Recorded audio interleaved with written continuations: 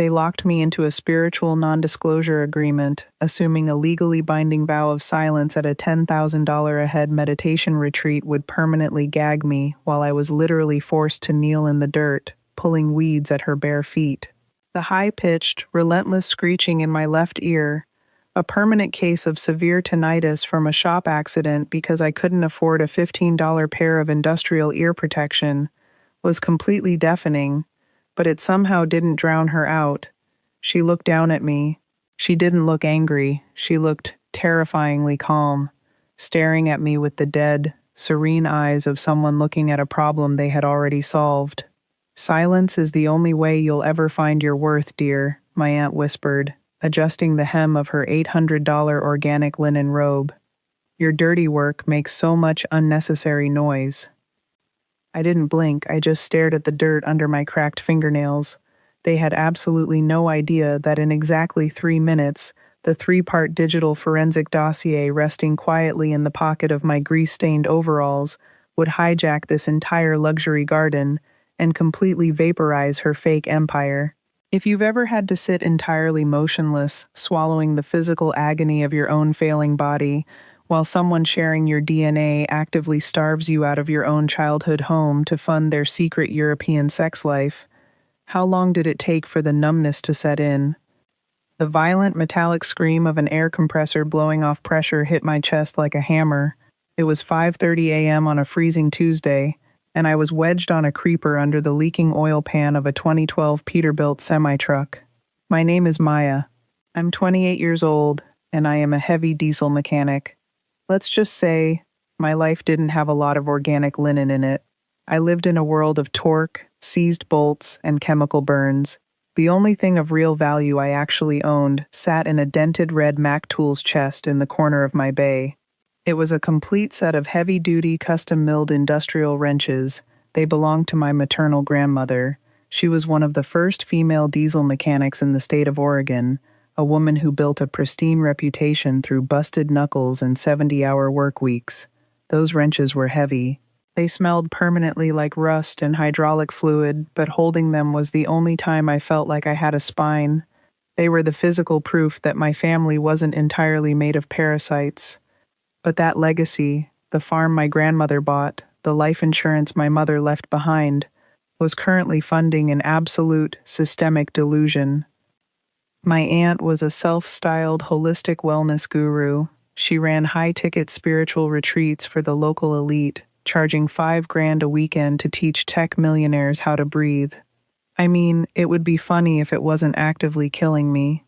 While she was buying cases of imported alkaline water and unboxing pure crystal singing bowls, I was using dental floss to stitch the ripped seams of my work boots because the $4 thrifted replacements I bought at a donation bin completely fell apart in the rain. I was washing my uniform with cheap dish soap to cut the diesel grease because I couldn't afford brand-name laundry detergent. I was eating 99-cent cans of generic black beans for dinner 6 nights a week. The tinnitus in my left ear wasn't just a ringing. It was a physical, stabbing frequency that made my vision blur into static halfway through a 14-hour shift. I was literally losing my hearing, rationing expired ibuprofen to fight the migraines, while she charged people the price of a used car to sit in a silent room. And here's the kicker. She didn't build that wellness empire with her own money. She built it by quietly siphoning the life insurance my mother left behind and draining the family's agricultural land trust. I couldn't just walk away. I couldn't just leave. Because she had leverage. She held the legal guardianship of the family's ancestral farm, and more importantly, she held physical possession of Buster. Buster was my mother's elderly service dog, a 14-year-old golden retriever with severe arthritis. My aunt despised him. She moved him out of the main house and shoved him into a cramped, dirty outdoor kennel, claiming a sick animal disrupted the energy frequencies of the property. Whenever I begged her to let me take him, she would look at me with that chilling, sociopathic smile and casually threaten to euthanize the burden if I ever tried to bring lawyers into family business. She knew I didn't have the retainer fee anyway. The isolation was suffocating. I remember the exact day I realized I was completely on my own. It was the first anniversary of my mother's death. I had picked up a double shift at the diesel shop, working 32 hours straight to scrape together enough cash for a modest granite headstone. I was covered in chemical degreaser, my hands shaking from exhaustion, eating a cold, leftover gas station sandwich over a trash can. My phone buzzed.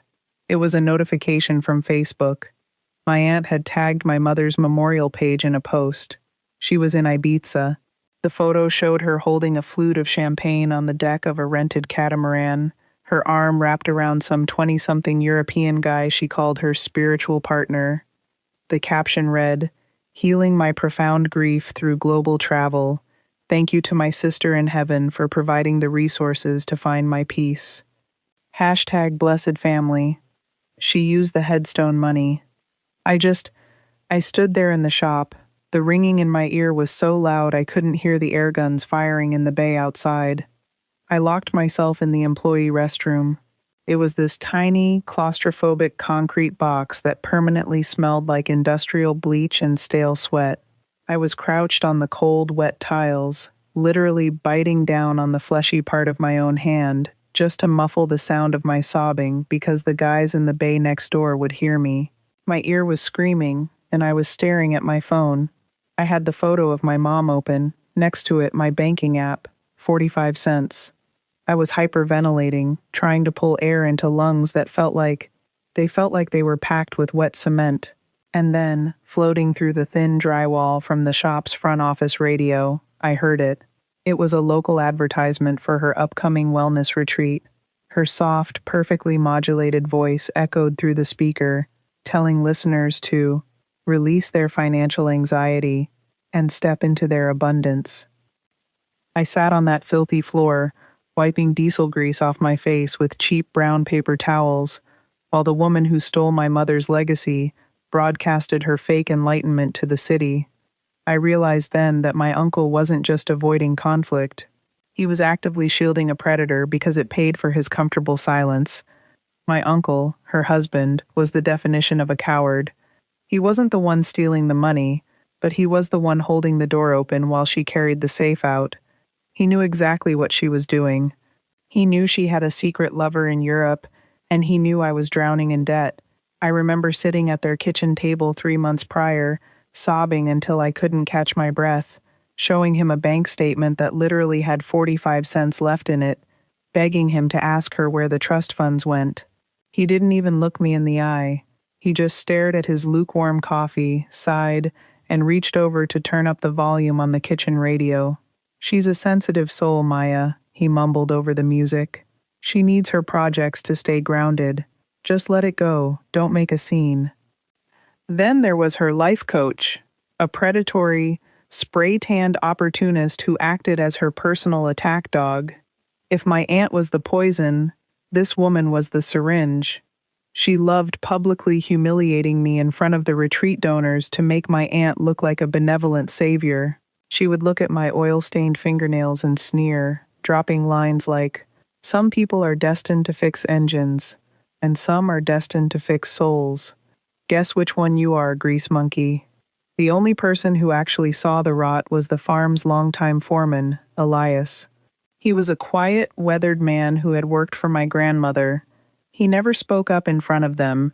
He couldn't risk losing his housing, but sometimes, when I was dragging heavy feed bags past the barn, he would catch my eye and give me this tiny, imperceptible nod, a silent acknowledgement that I wasn't crazy, that the math wasn't adding up. But nods don't pay for lawyers. Nods don't stop the bank from initiating tax foreclosure on your childhood home. I needed undeniable proof, and in the world of heavy machinery, you learn very quickly that catastrophic failures always leave a paper trail. When a 20-ton commercial engine starts destroying itself, it doesn't happen by magic. It's a measurable decay of friction and neglected maintenance. I just had to find her friction. I reached into the front pocket of my overalls and pulled out a crumpled, water-damaged piece of trash. It was a half-torn, faded toll booth receipt. I had found it shoved deep inside the lining of her expensive woven meditation bag when I was forced to carry her luggage into the house last week. It was for a bridge crossing on the interstate, a bridge she claimed to the family she had never, ever driven over because she boycotted that part of the city for its low vibrational energy. I smoothed the crumpled paper out on the greasy workbench under the harsh fluorescent light of the shop. The timestamp was printed in faded purple ink, October 14th, 2:14 p.m. I didn't know it yet. I couldn't fully comprehend the sheer scale of the absolute seized engine cluster I was about to unearth. But this cheap, discarded piece of bureaucratic scrap was the exact physical anchor that was going to send my holistic, enlightened aunt straight to a federal penitentiary. The heavy, metallic thud of the bank manager's office door closing sent a shockwave up my spine. It was 9:02 a.m. I was sitting in a faux leather chair across from a commercial loan officer at the local credit union. I had spent the entire morning tracking the timestamp on that half-torn toll booth receipt I found in her bag. It placed her exactly 2 miles from this specific branch on a Tuesday she swore she was meditating in isolation. The loan officer looked at my grease-stained overalls with thinly veiled distaste. He slid a thick stack of stapled paper across the mahogany desk. I stared at the pages. It was a commercial loan agreement. $300,000, borrowed heavily against the agricultural land trust my grandmother literally bled to build. And right there, on the bottom line of page 4, was my signature. Only, I didn't sign it. It was a flawless, meticulously traced forgery. An absolute identity hijack. The math just sat there on the desk, mocking me. $300,000 in liquid cash wired to an offshore account to fund a Tuscan villa for a 20-something European spiritual partner. Meanwhile, I was permanently losing the hearing in my left ear because I couldn't spare $15 for industrial ear protection at the shop. I had exactly 45 cents to my name. My own blood had weaponized my identity to steal my dead mother's farm. The file was 14 pages long. 300 grand, gone. My vision blurred into thick static. The high-pitched ringing in my ear intensified until it felt like a drill bit grinding directly against my skull. The sharp chemical tang of industrial floor polish hit my nose. It was 10:15 a.m., and my rusted work boots were hitting the hardwood floor of the main house's foyer. My aunt was standing in the entryway, calmly zipping up a pristine, cream-colored Louis Vuitton carry-on. She was leaving for her grief-healing trip to Europe. I held the forged bank papers in my shaking hand, my chest heaving. I didn't even get to speak before she turned around with that terrifyingly calm, serene smile. She reached into her designer tote and pulled out a small, shrink-wrapped ball. She stepped forward and pressed it into my oil-stained palm. It was a $5 generic lavender bath bomb from a discount pharmacy. The chalky powder was already crumbling through the cheap plastic wrapper.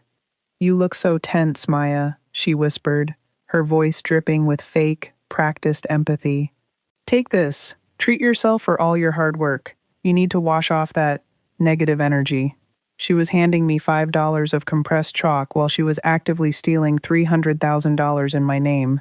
She was completely redlining her own delusion. I just stood there, looking down at this pathetic, crumbling bath bomb in my dirty hand, listening to the expensive zipper of her first-class luggage close. Honestly, if you have ever stood in a room holding the undeniable physical proof that someone who shares your exact DNA is actively trying to destroy your survival to fund their luxury, I want to know. Tell me how you biologically survived that first hour, because when your own blood looks you dead in the eye and smiles while holding the knife, how do you force your lungs to keep working when your reality just shatters? The cheap plastic wrapper crinkled in my fist. I stepped forward. "You forged my—" "Maya, keep your voice," my uncle muttered, suddenly appearing from the kitchen hallway. He was staring aggressively at the floorboards, refusing to look at the papers in my hand. "She's packing for her flight, don't. $300,000.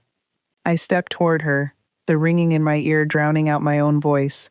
"You hijacked it's my name." Her serene smile didn't even flicker. She casually adjusted the silk scarf around her neck. "I simply reallocated stagnant energy," she said, her voice entirely flat. "The trust was dying. I'm manifesting abundance for the entire family. That's a felony. Oh, stop being so dramatic, a voice sneered from the dining room. It was her life coach, leaning against the doorframe, sipping an iced matcha.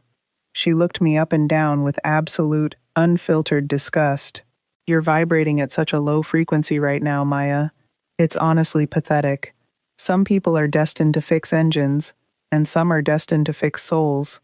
Guess which one you are, grease monkey? I ignored her. I took another step toward my aunt, my hands shaking so hard the bank papers rustled. I'm calling the police. I have the documents. My aunt paused. She stopped adjusting her scarf. She looked at me, tilting her head slightly, studying me like I was a bug on a windshield. You could do that, she whispered. But you know, the outdoor kennel is getting terribly expensive to maintain. And Buster's arthritis is just so severe. If you're going to tie up family funds with ugly legal battles, I suppose I won't be able to afford his care while I'm in Europe. I'll just have to call the vet this afternoon and euthanize the burden. It's the humane thing. The room went completely dead. I stopped breathing. She knew exactly what she was doing. She wasn't just threatening a dog. She was holding my dead mother's last living companion over a cliff. Buster was 14 years old. He couldn't even walk up the stairs without whimpering, and she was going to kill him just to keep me quiet. My uncle finally looked up, his face pale, his hands shoved deep into his pockets. Just let her go to the airport, Maya, please. I couldn't speak. My jaw locked so hard I thought my back teeth would physically crack. I turned around and walked out the front door. I made it exactly 30 feet down the gravel driveway before my knees gave out. I collapsed behind the rusted rear bumper of my '98 Ford Ranger. The freezing rain was starting to fall, mixing with the engine grease permanently stained into my hands. I hid behind the rear tire, and I broke. I couldn't catch my breath. The main structural block of my chest completely seized, throwing a rod straight through my lungs. I was gasping, pulling in empty air, choking on the smell of wet dirt and diesel. It was this uncontrollable, ugly sobbing. I clamped my greasy hands over my mouth so they wouldn't hear me from the house, but my shoulders were violently shaking. I mean, I was 28 years old, and I was completely, utterly powerless. I had a forged debt that would permanently bankrupt me, a physical disability from trying to keep a roof over my head, and they were holding my dog hostage. I sat in that frozen mud, clutching that pathetic $5 bath bomb, and I cried until my ribs physically ached. The ringing in my ear was so loud I thought my eardrum was going to rupture. I was just so tired. I just didn't have any fight left. I don't know how long I sat there in the rain. 10 minutes, maybe 20. But eventually the cold seeped entirely through the heavy canvas of my overalls. The hyperventilating slowed into heavy, jagged breaths. The physical exhaustion hit its absolute limit. I looked down at my hands. They were coated in a thick, black layer of carbon and grease. They were the hands of a heavy diesel mechanic. They were the hands of my grandmother. I slowly stood up. I walked to the side mirror of my truck. The glass was cracked right down the middle. I stared at my own reflection. My cheap mascara was clumped together. My eyes were violently bloodshot, and there was a dark streak of oil smeared across my cheek. The tears stopped. I wiped my face with the rough canvas of my sleeve. The panic evaporated, replaced by a terrifyingly cold, clinical silence. I realized something in that exact moment. You cannot reason with a broken machine. You cannot beg a parasite for mercy. I wasn't dealing with a family disagreement anymore. I was looking at a catastrophic engine failure. And the only way to stop a block that has gone entirely rogue is to systematically strip it down to the bolts and bleed the lines completely dry. I tossed the crumbled bath bomb into the bed of my truck. The victim was dead. The hunter just clocked in. The real world doesn't care about your trauma. Bureaucracy moves at the speed of a rusted transmission. I spent 3 days, 3 agonizing, excruciating days, just trying to get the credit union's fraud department on the phone. I sat in the waiting area of the bank, wearing my only clean pair of jeans, smelling heavily of Gojo hand cleaner. while a 22-year-old teller looked at me like I was a vagrant.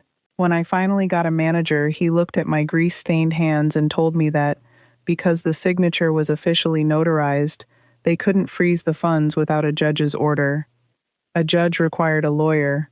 A lawyer required a $5,000 retainer. I had 45 cents. So I had to do it myself. I had to become the auditor.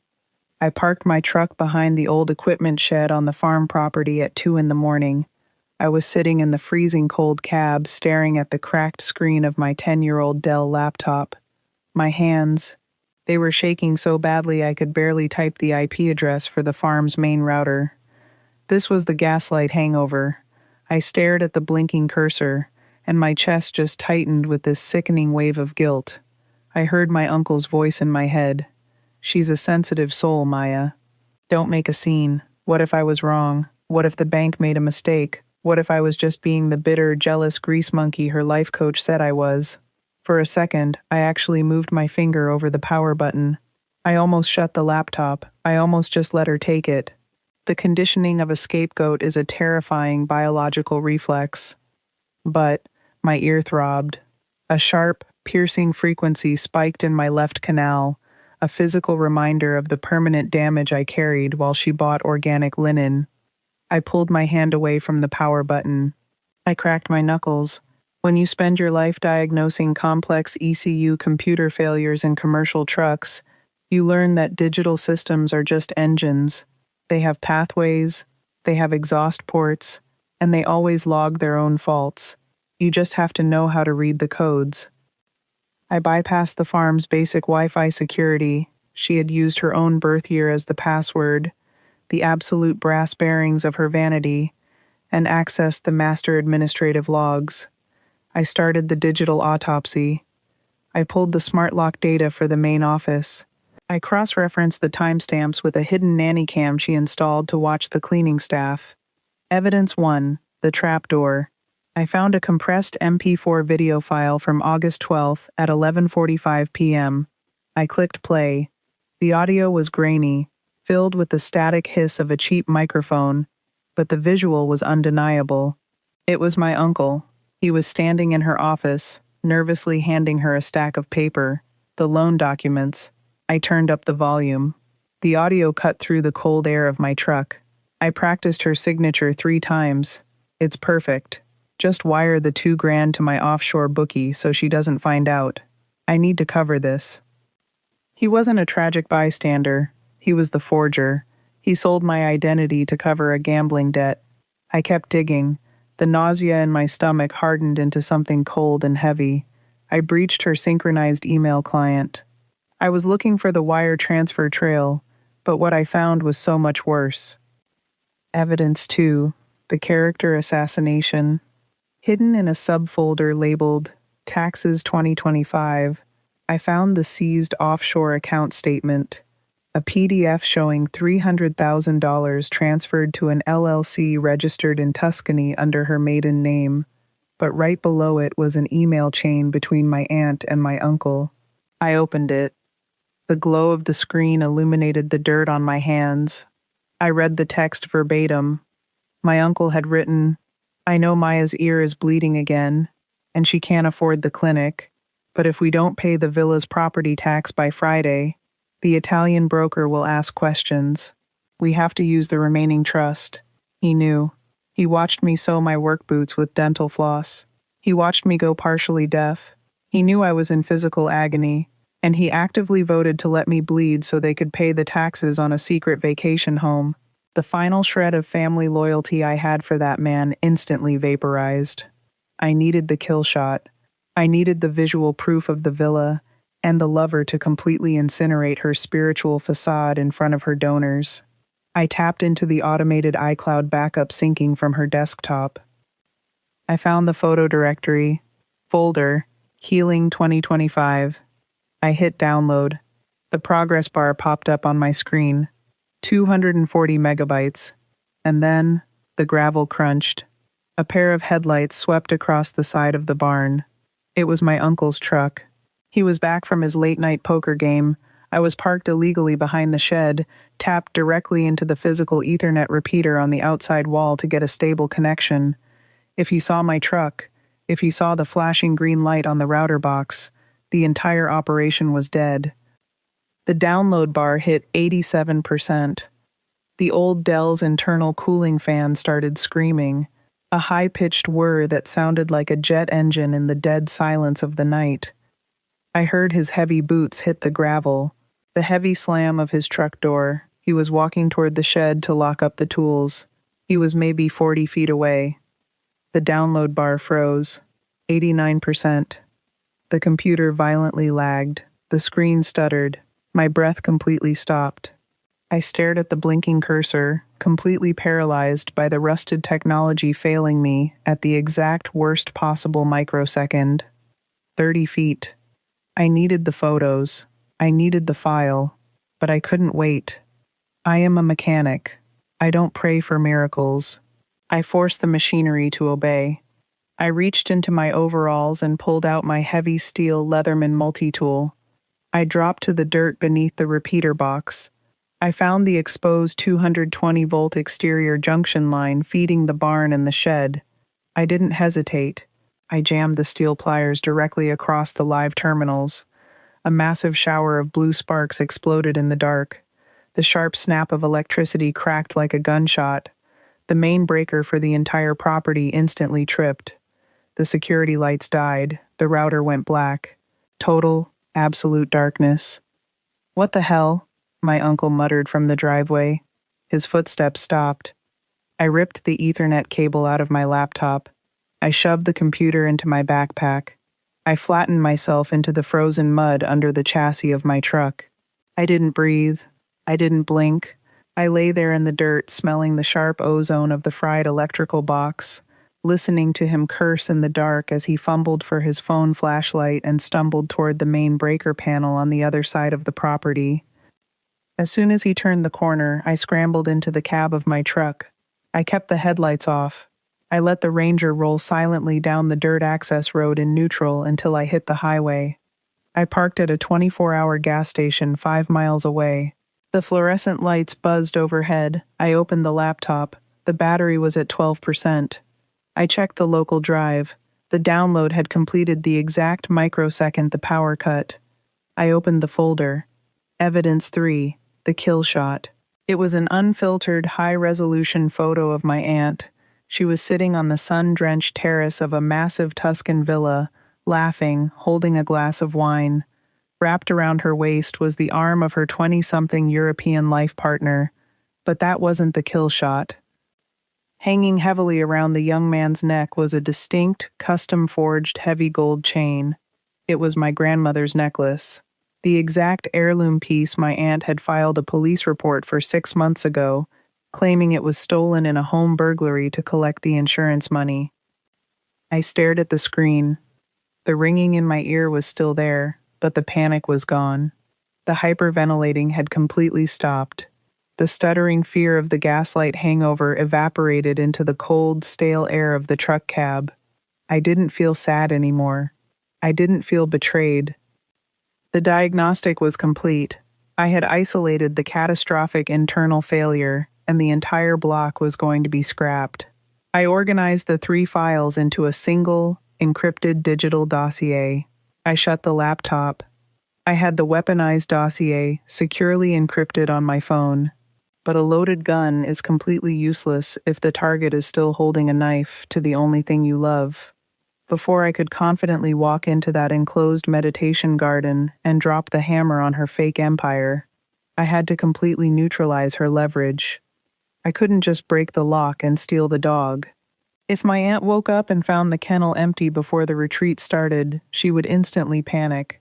She would call the police, freeze her assets, or cancel the donor event entirely to play the victim of a burglary. The toxic family had to believe they still held the leash. I had to manually bypass the primary governor without triggering the system-wide alarm. It was 3 a.m. on Thursday. The VIP retreat was scheduled to begin in exactly 24 hours. The rain was coming down in freezing, diagonal sheets. I parked my truck a quarter mile down the unlit county road, leaving the headlights off. I walked through the flooded, overgrown soybean field to approach the farm property from the blind side. The mud was thick and freezing. It sucked at my boots with a heavy, wet vacuum that made every step exhausting. I reached the edge of the outdoor kennel. It was a cheap chain link cage sitting on a cracked concrete slab 50 yards from the main house. The smell hit me the second I got close. Stale urine, wet fur, and the sharp tang of cheap, rotting kibble dissolving in the rain. The ant had slapped a heavy brass master lock on the front gate latch. I could have brought my heavy bolt cutters, but if the metal latch was snapped, she would instantly know the cage was compromised. I knelt in the freezing mud. I pulled a hardened steel punch pin and a rubber mallet from my tool belt. Instead of attacking the lock, I went for the structural weakness, the hinges. I placed the steel pin under the bottom gate hinge. I wrapped a thick grease rag around the head of the mallet to deaden the impact. Tap. The dull thud felt terrifyingly loud in the dead of night. My uncle's bedroom window was exactly 40 yards away on the second floor. I crouched in the mud. I held my breath. I stared at the dark glass of the window. No lights flicked on. Tap. The rusted hinge pin popped upward. I gripped it tightly with my pliers and wrenched it free. I repeated the process on the top hinge. The chain link gate groaned, sagging entirely sideways. I pried it open from the back just wide enough to slip my shoulders through. Buster was lying in the far corner on a soaking wet, filthy towel. He didn't even lift his head when I crawled inside. He was 14 years old, and the damp cold had locked his arthritic joints completely solid. When I touched his matted, wet fur, he let out a low, raspy whimper. "Shh, buddy. I got you," I whispered, my throat entirely tight. I slid my arms under his chest and his hind legs. He weighed almost 80 pounds. I tried to lift him. The sheer physical friction of hoisting dead weight while crouching awkwardly in a wire cage sent a tearing, violent pain straight up my lower back. I bit my lip until I tasted copper, forcing my knees to straighten. I carried him sideways through the broken hinge gap. I had to secure the illusion. I laid Buster gently on the wet grass outside the cage. I pulled my heavy, brown canvas Carhartt jacket off my shoulders and balled it up in the back corner of the cage. I draped his filthy, wet blanket over the jacket. In the dark, or even from the second-story window of a woman who hadn't physically checked on this animal in a month, it looked exactly like a sleeping golden retriever curled in the corner. I pushed the gate back into the brackets. I hammered the hinge pins back down with the rubber mallet. The heavy click of the metal locking into place sounded like a vault ceiling. The real nightmare was the walk back. A quarter-mile through flooded mud, carrying an 80-pound dog in the freezing rain. My arms were trembling so violently I thought my muscles were going to physically tear. Every step was pure biological agony. My boots slipped in the muck. Buster whimpered against my chest, his wet fur soaking entirely through my thin t-shirt. The cold was blinding, but I didn't stop. I couldn't stop. I reached my truck. I managed to get the passenger door open with one numb hand and hoisted him onto the bench seat. He collapsed against the worn upholstery, his breathing shallow and rattling. I shut the door, leaned my forehead against the wet glass of the window, and just gasped for air. I drove straight to the diesel shop. I had a spare key to the heated inventory storage room in the back. I carried Buster inside. It smelled heavily of rubber tires and 15W40 oil, but the industrial heater was running. I laid down 3 clean, thick moving blankets on the concrete floor and set him down. I poured bottled water into a plastic Tupperware container. He drank it greedily. I sat next to him on the floor, leaning back against a stack of heavy-duty alternators. I ran my grease-stained hand over his gray muzzle.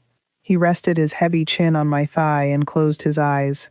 The rattling in his chest slowly calmed down as the heat soaked into his bones. At 7:15 a.m., my phone buzzed in my pocket. It was a text from my aunt.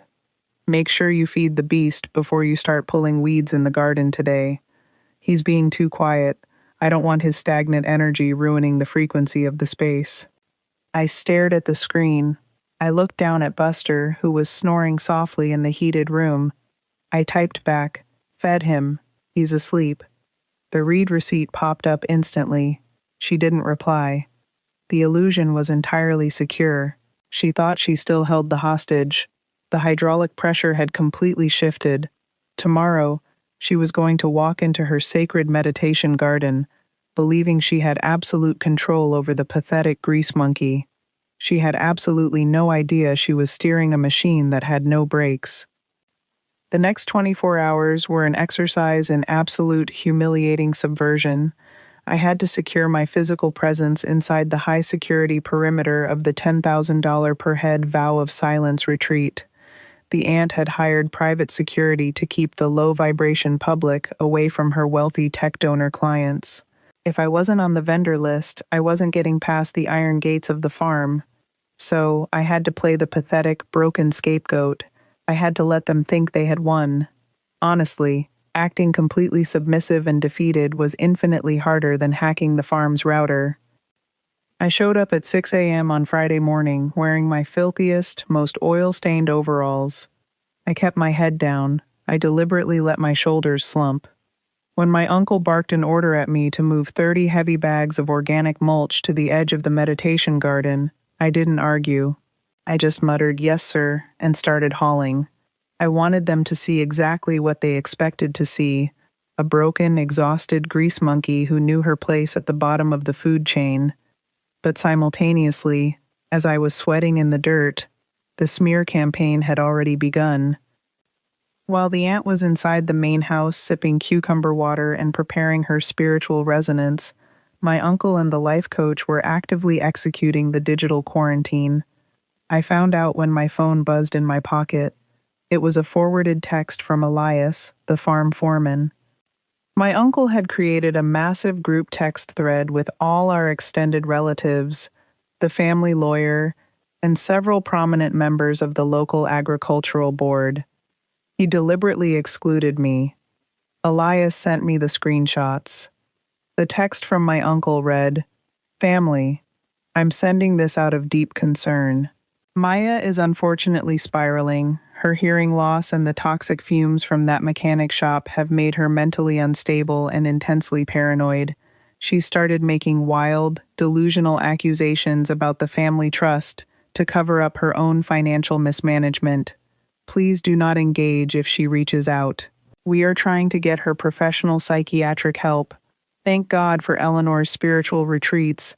They are the only thing keeping this family financially afloat right now. Please keep Maya in your prayers."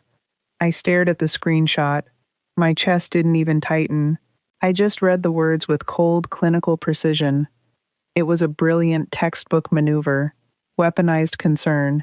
He was using therapy speak to preemptively assassinate my credibility, painting me as a paranoid, toxic liability before I could even show anyone the bank records. If I started screaming about forged loans, the family wouldn't see a victim. They would see the mentally unstable girl having a manic episode, exactly as my uncle predicted. He was actively bleaching the crime scene. They thought the group text isolated me. They thought I was trapped in a corner, but they didn't realize they had just given me the final, undeniable proof of my uncle's absolute malice. I took a screenshot of his text and silently added it to the encrypted weaponized dossier file on my phone. The character assassination payload was officially fully loaded. By 1:00 p.m., the luxury SUVs started arriving at the farm. The setup was immaculate. The aunt had transformed the expansive rear grounds into a suffocatingly serene meditation garden. Massive white linen tents billowed in the breeze.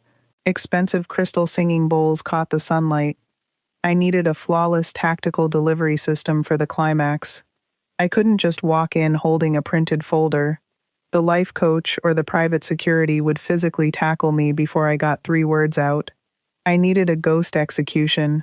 I needed the tactical perimeter.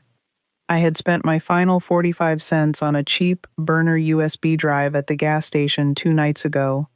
I loaded the 3 payloads, the uncle's hidden video, the aunt's offshore bank wires, and the photos of the stolen heirloom, onto the drive. While I was moving the mulch bags, I deliberately stalled near the massive, high-resolution digital display board the aunt had rented to cycle through inspirational quotes during the silent meditation. The control laptop was hidden under a silk-draped table next to the primary audio mixer. I waited until the life coach turned around to direct a catering truck. I dropped my pruning shears.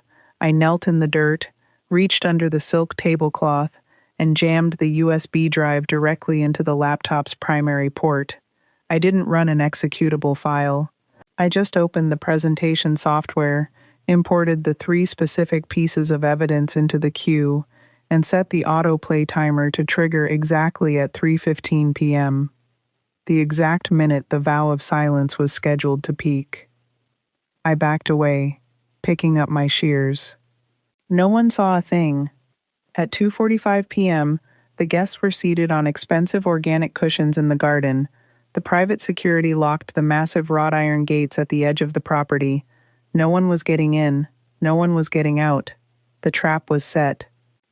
My aunt glided out of the main house wearing her pristine $800 linen robe. She looked radiant. She looked like a saint. She walked past me as I was literally on my hands and knees in the dirt, aggressively pulling stubborn crabgrass from the edge of the stone pathway. She stopped. She looked down at me, her shadow falling over my face. The ringing in my ear spiked. "Maya?"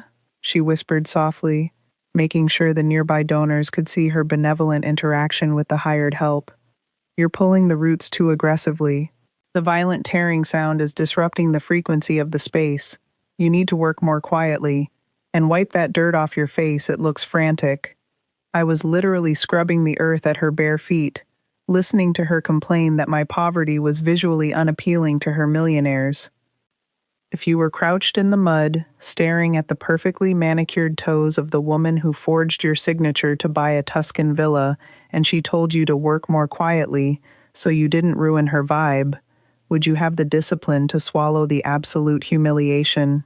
Would you have the sociopathic restraint to just nod, keep your head down, and wait for the timer to hit 0? Or would you have snapped and broken her jaw right then and there?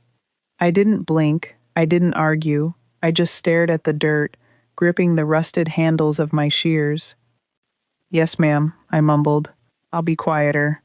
She smiled, a cold, patronizing curve of her lips. She patted my shoulder, a disgusting, performative gesture, and walked toward the center of the garden to take her seat at the front of the crowd. I stayed on my knees in the dirt. I checked my cheap Casio watch. 3:12 p.m., 3 minutes to detonation. The heavy wrought iron gates at the end of the gravel driveway clanged shut at exactly 3 p.m. Private security guards wearing black polo shirts and earpieces slid the massive steel deadbolts home. Nobody was getting onto the property, and more importantly, nobody was leaving. The physical perimeter was entirely sealed. I was positioned at the extreme far edge of the gathering, banished to the outer rim of the landscaping. The seating arrangement was a perfect visual hierarchy of her delusion. 30 tech executives, real estate developers, and venture capitalists sat cross-legged on pristine white organic cotton cushions, forming a tight, exclusive semicircle around the main dais. I was 10 yards behind them, kneeling directly in the wet soil, forced to keep my head down like an untouchable cast member in my own childhood backyard. The air was thick. The cloying, heavy scent of burning Palo Santo and imported sage hung in the windless afternoon, sticking to the back of my throat. But the real tension came from the ambient noise. She had installed a massive, custom-built stone waterfall feature at the head of the garden. The industrial pump droned with a relentless, heavy vibration, thrum-splash, a repetitive, hollow impact that masked the high-pitched ringing in my left ear, but created a suffocating, rhythmic pressure in my chest. The garden felt like a loaded spring. She had spared no expense on the audio-visual integration. 6 high-fidelity smart speakers were seamlessly concealed within the floral arrangements, wired directly into the central mixing board under the silk table where I had planted the USB drive. Behind her on the dais stood a towering 80-inch digital display monitor, currently looping a soft, glowing animation of a lotus flower. It was a flawless, synchronized network built to deliver her healing frequencies with absolute, inescapable precision. The damp soil soaked through the knees of my overalls. The cold crept into my joints, mixing with the dull, radiating ache in my lower back from carrying Buster through the mud the night before. The life coach strutted down the outer stone pathway, tapping a silver pen against her clipboard as she checked the VIP seating chart. She stopped right next to me. The toes of her spotless white leather sneakers practically touched my mud-soaked boots. She let out this long, performative sigh, making sure the wealthy donors in the back row turned to look. "You know, Maya," she whispered, her voice dripping with fake, condescending pity. "Watching you struggle in the dirt like this, it honestly just breaks my heart. We really should set up a little charity jar by the merchandise table for you today. It's devastating to see someone vibrating at such a terminal, desperate frequency. Maybe we can raise enough so you can buy a real coat before winter." A few of the women sitting nearby offered soft, sympathetic murmurs of agreement, looking at me like I was a dying stray dog ruining their aesthetic. The life coach offered a vicious, self-satisfied smile and sauntered away. I kept my head down. I gripped the rusted handles of my shears. I didn't say a word. At 3:10 p.m., my aunt took the center dais. She stepped onto the raised wooden platform, the organic linen of her robe catching the afternoon sun. She looked out over the crowd of millionaires, and she began to speak. It wasn't a meditation intro. It was a breathtakingly arrogant, tear-filled monologue about her own fake martyrdom. "Welcome, beautiful souls," she murmured into her wireless lapel mic. The hidden speakers carried her voice with crystal-clear fidelity. "Today we enter the silence, but before we do, I just want to express my profound gratitude. Carrying the heavy burden of my family's ancestral land, acting as the sole steward for this dying property, it has required me to sacrifice so much of my own peace." She actually wiped a pristine manicured finger under her eye. "I have poured every ounce of my spiritual and financial resources into keeping this sanctuary alive for you. My sister in heaven watches over us, knowing I am manifesting abundance out of tragedy." The uncle sat in the front row, his hands folded neatly in his lap, nodding along to the lie with the practiced ease of a career coward. I shifted my weight in the dirt. The gravel dug sharply into my kneecaps. Off to my right, standing near the catering tent, I caught a slight movement. It was Elias, the foreman. He was holding a tray of cucumber water. He looked at me, then looked at the aunt on the stage with a tight, hard expression. He slowly reached down and slid a cold, unopened bottle of water across the grass until it rested against my muddy boot. He didn't smile. He just gave me a tiny, almost imperceptible nod of validation, a microscopic lifeline of humanity in a sea of sociopaths. I stared at the water bottle, and my throat went completely tight. I knew what was coming. I knew that when the digital execution triggered in less than 2 minutes, the fallout wouldn't just destroy my aunt. It was going to vaporize the entire farm's operating budget. It was going to put Elias out of a job.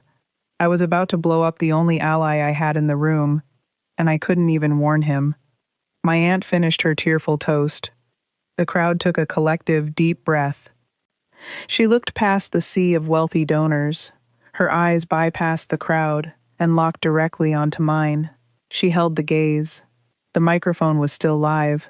She offered one final, devastatingly hypocritical piece of advice, meant entirely to put me in my place, before the total silence began. "Silence is the only way you'll ever find your worth, dear," she broadcasted softly, her voice echoing off the canvas tents. "Your dirty work makes so much unnecessary noise." The donors closed their eyes. The life coach bowed her head. The uncle relaxed his shoulders. The garden descended into total, suffocating quiet, save for the heavy, rhythmic thrum splash of the waterfall. I just looked at her. I watched her raise her hands toward the sun, breathing in the scent of the empire she built by stealing my identity, completely oblivious to the lethal pressure building beneath her feet. I wondered if she had any idea how fast a heavy machine tears itself to shreds when the internal friction finally catches, because I was about to find out. 3:14:59 p.m. 3:15 p.m. I didn't press a button. I didn't stand up. I didn't say a single word. I just stayed on my knees in the wet dirt, gripping my rusted pruning shears, and watched the massive 80-inch digital monitor behind the dais. The soft, glowing animation of the lotus flower instantly vanished.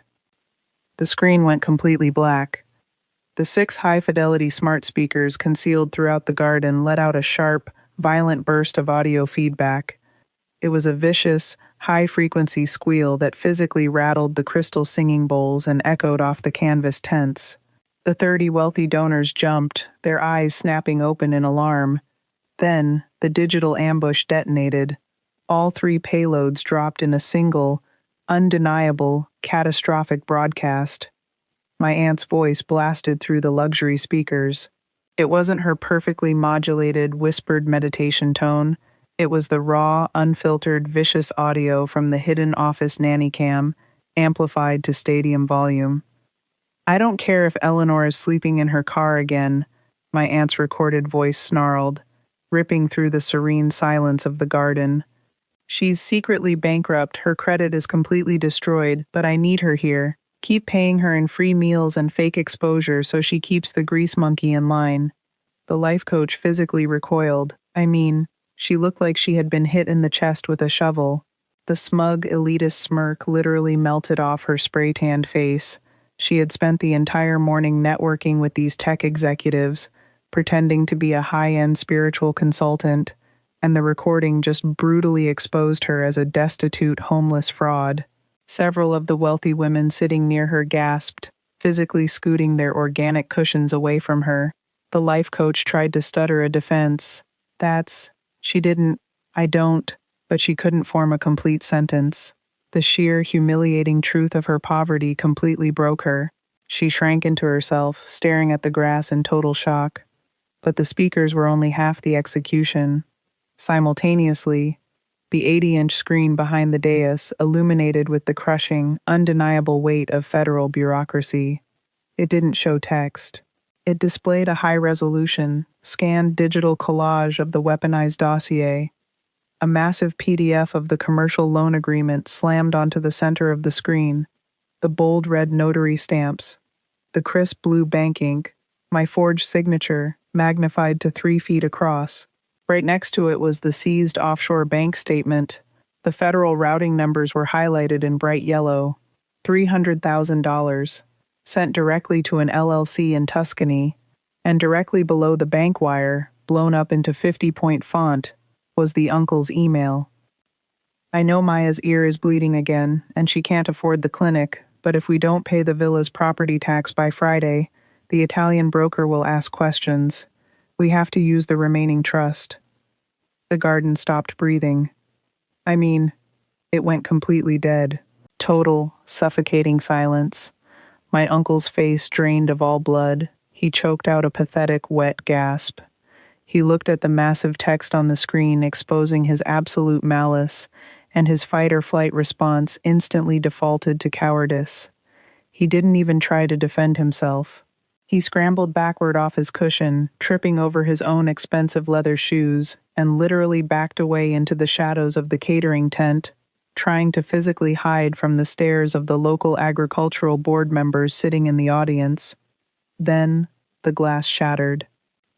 Elias threw the heavy silver tray of cucumber water directly onto the stone pathway.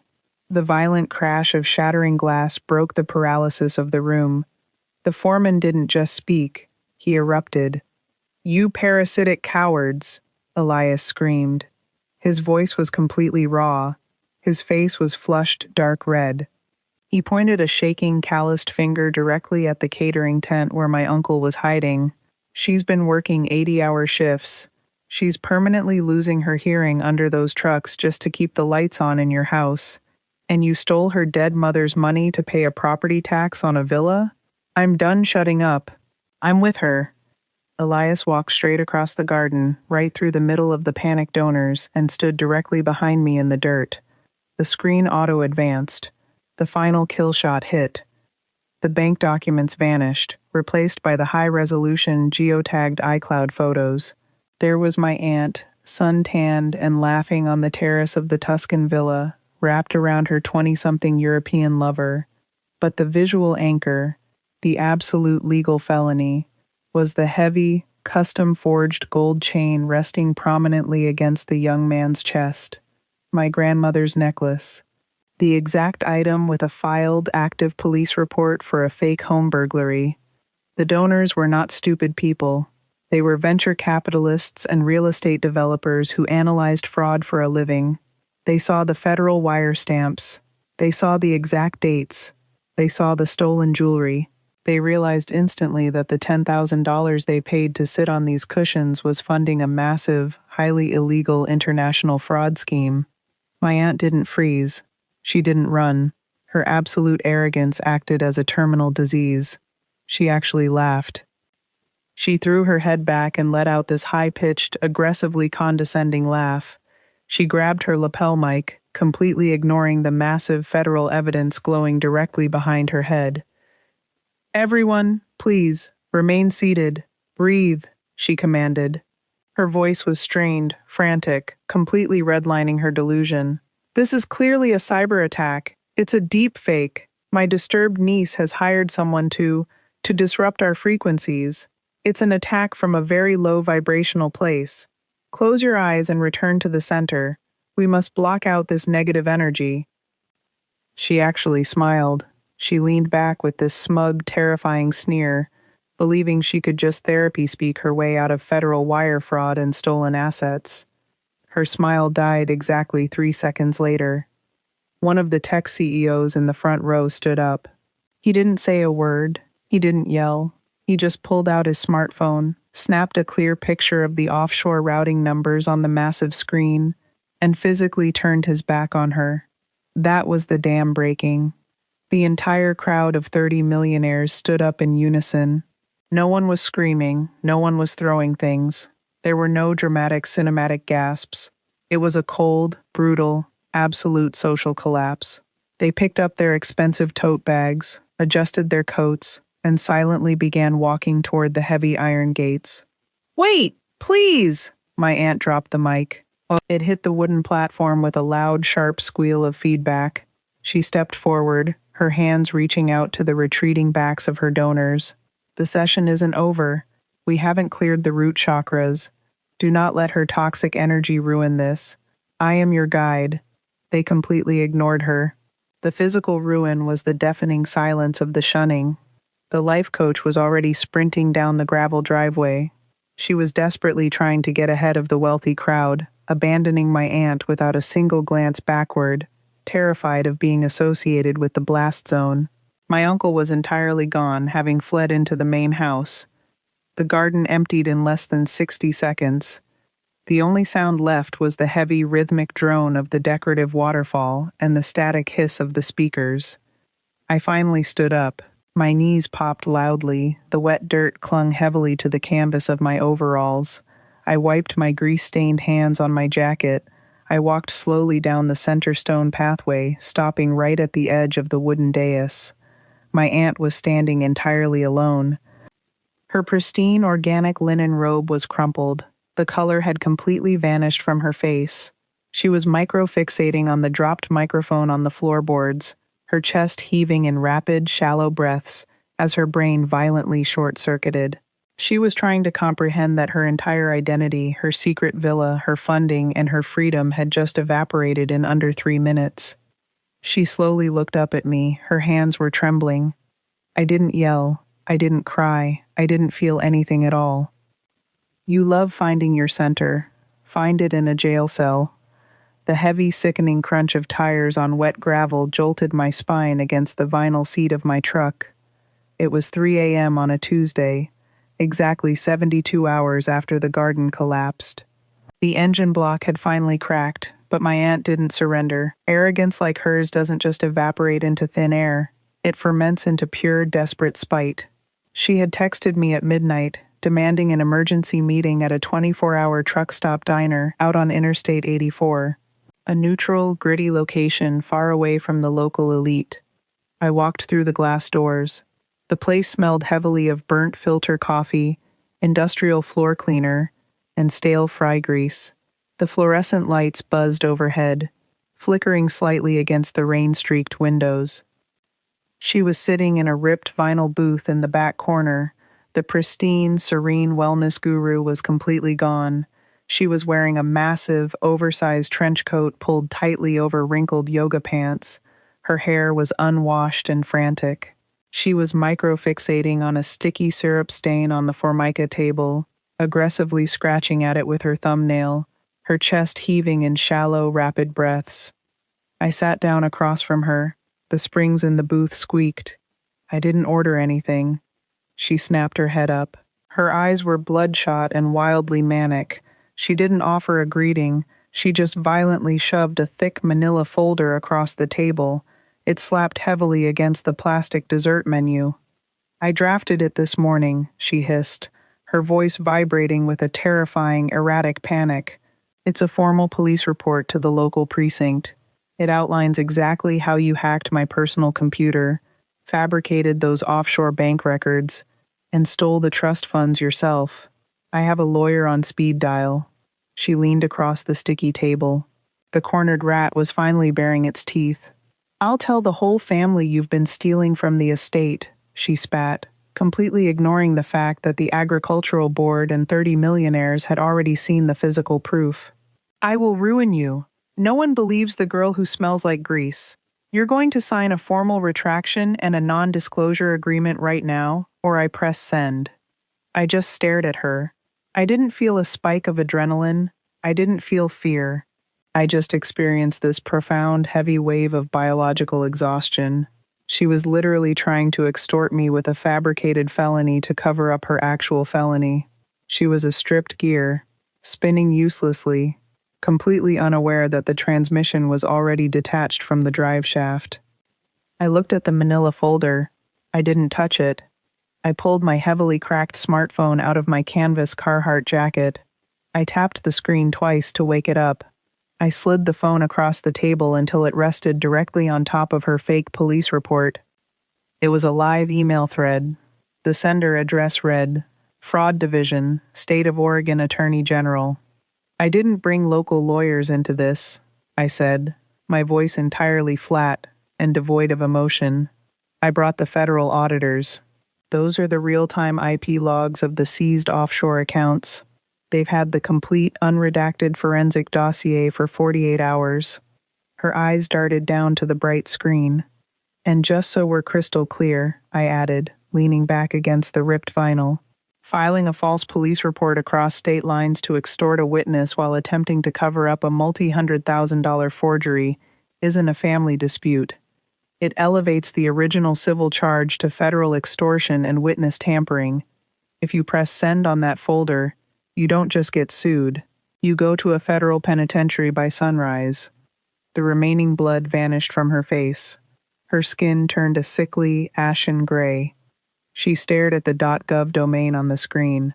The suffocating weight of real-world bureaucracy finally crushed her delusion. She didn't scream. She didn't throw her coffee. She just let out this pathetic, high-pitched wheeze, like a punctured tire rapidly losing air. Her hands started shaking so violently she had to pull them off the table and press them against her stomach. I stood up. I took my phone, left her sitting with her useless folder, and walked out into the freezing rain.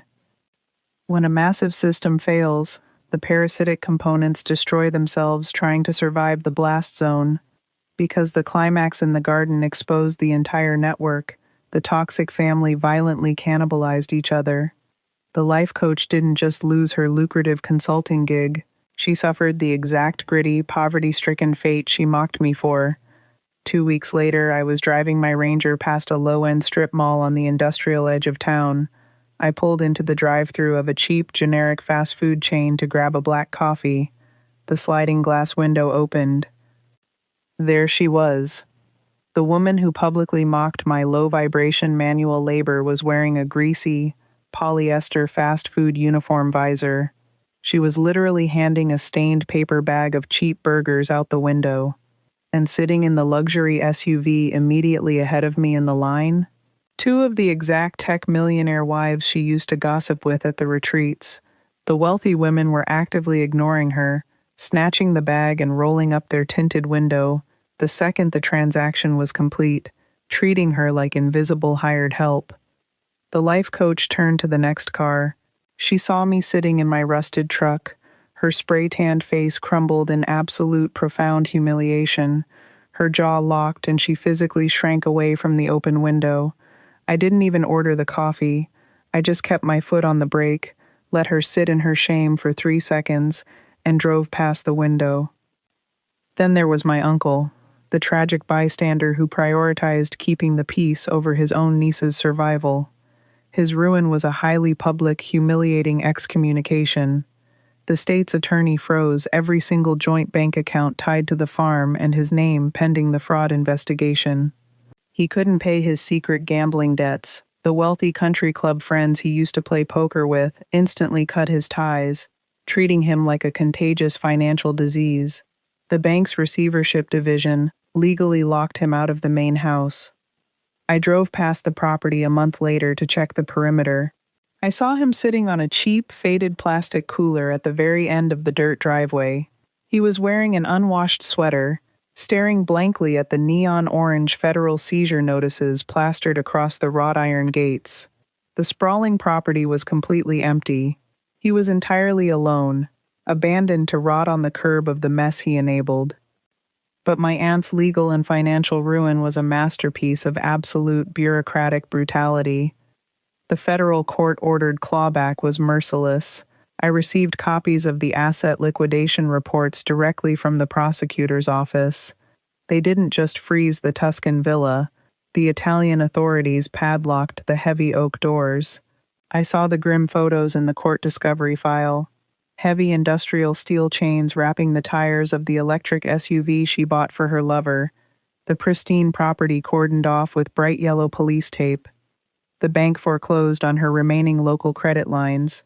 She was dragged into a county holding cell for the initial arraignment. There was a public mugshot. The serene wellness guru was wearing a scratchy, oversized orange jumpsuit and flimsy canvas slip-ons. Her hair was matted. Her eyes were hollow and frantic with genuine, unfiltered terror. She avoided pretrial detention by surrendering her passport, but she was entirely bankrupted. With the farm seized and the trust drained, she was forced to move into a tiny, squalid, one-bedroom apartment situated directly above a 24-hour commercial laundromat on the worst side of town. The constant thumping vibration of the industrial washing machines below shook her cheap floorboards relentlessly. And her spiritual partner in Europe? The parasitic trap snapped shut. The exact microsecond the offshore accounts were frozen by the federal hold, the 20-something lover completely vanished. He abandoned her, took whatever liquid assets and jewelry he could carry from the villa before the authorities arrived, and permanently blocked her number. She was left with absolutely nothing but a cardboard box of her unsold manifestation ebooks. Elias told me he saw her once, a few weeks later. He had stopped at the laundromat to dry his work clothes. She was standing in the humid, bleach-scented center aisle. The woman who used to charge thousands of dollars to teach tech executives how to breathe and find their center was actively weeping in public. She was staring at the coin slot of a rusted washing machine, clutching a plastic laundry basket full of dirty yoga pants. She was crying uncontrollably because she literally had no idea how to operate the machine or where to buy cheap detergent. Her entire successful persona had been a parasitic illusion funded entirely by my grease-stained hands. Stripped of my labor and my identity, she possessed absolutely zero basic survival skills. She was a hollow shell, standing in the fluorescent light, utterly helpless in the real world.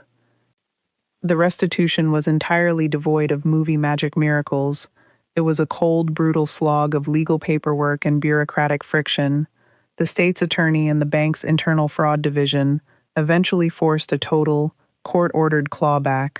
The Italian authorities seized the Tuscan villa, padlocked the heavy doors, liquidated the property at a massive loss, and wired the recovered funds directly back to my newly formed, single-member LLC. I didn't suddenly become a millionaire. I took every single cent of that recovered money and used it to instantly halt the tax foreclosure on the farm and reimburse the local agricultural charity my aunt had skimmed from. I didn't get rich. I just brought the ledger back to zero, but zero meant I owned my own life again. The final severance happened on a rainy Thursday afternoon. I was working under a truck in the diesel bay when I saw a pair of scuffed, expensive leather loafers stop at the edge of my creeper.